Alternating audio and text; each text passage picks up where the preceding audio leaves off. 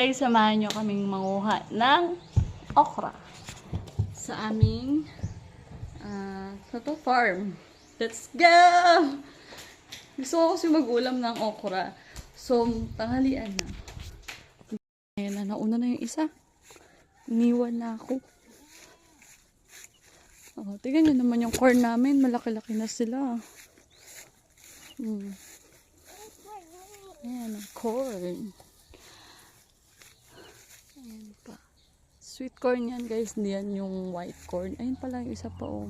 Malalaki na rin. At makulimlim ngayon. Ayan na guys. Kukunin natin yan. Nag-overgrowth na sila. Kasi kahapon busy kami. Nasa hospital kami. Nagpa-check up ako. Kaya ngayon pa lang namin to i-harvest ulit. Pangalawang harvest na namin to. Dahil gusto ko mag-ulam ng okra.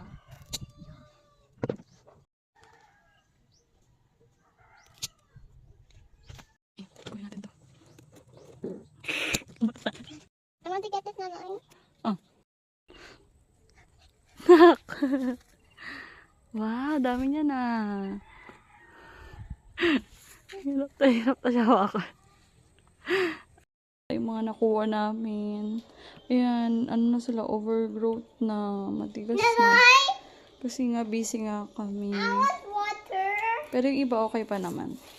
Water. Lalagain natin. Water, Nanay. Water.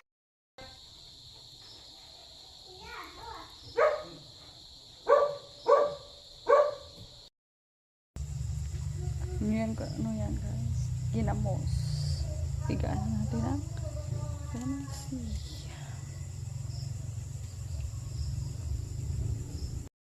Yummy!